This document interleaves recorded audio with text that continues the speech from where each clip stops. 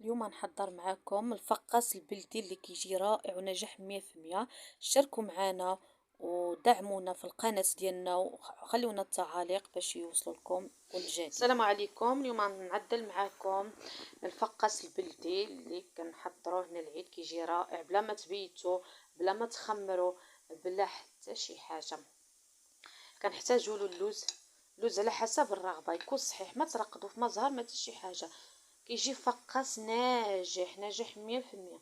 عندنا الجنجلان، عندنا النافع، عندنا كاس السكر، كاس ديال الزيت، 4 البيضات، 600 غرام ديال الطحين نوع الممتاز، الخميره فوريه 12 غرام، وشويش د ملحه. كيجي فقاس بلا ما تخمروا، بلا ما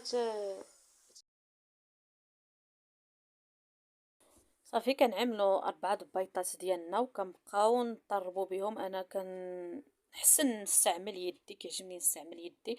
لما بغيتوش استعملوهم في الخلاط. كنحركوا البيضات مزيان مع كاس د الزيت مع السكر، كنحركوهم جيدا حتى كيرجعوا مدامجين، مره مدامجين مخلطين. ديك السكر كيدوب، ديك البيضات كيدوبوا، كيدوب كلشي. ديك الساعه عاد كنضيفو اللوز ديالنا وكنضيفو الزنجلان، كنكون منقي ومحمر، والنافع مطحون منقي ومطحون. كنزيدو نحركوهم حتى هما مزيان. هادي كتشوفوا الطريقه. من بعد كنعملو الطحين اللي كيكون مغربل وكنحركو وحنا كنعجنو كنضيفو الطحين وحنا كنعجنو. ما نساوش الخميره وملحه. كنعجنو الخليط جيدا.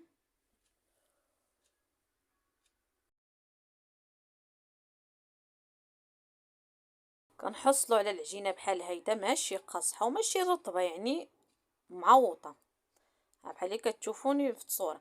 كنحربلوهم طوالين، كرات طوالين كنعدلوهم وكنعملوهم في الطابله د الفران. كندهنوهم بشويه د صفر د البيضه، شويه د قهوه ولا نيسكافيه ولا الصوجه اللي متواجد عندكم. كندهنوهم من الجنابات ومن الفوق، كندهنوهم جيدا بحال اللي كتشوفوا معايا.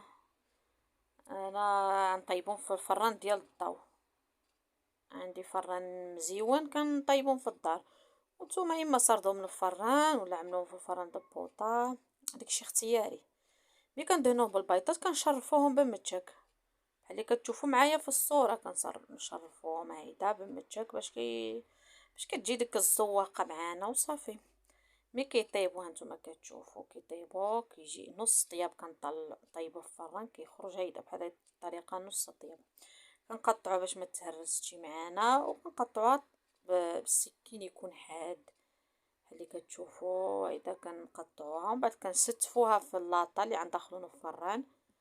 شوف كيجي المنظر ديالو مغزال مع ديك اللوز صحيح، مع كنقطعوه كيجي غزال.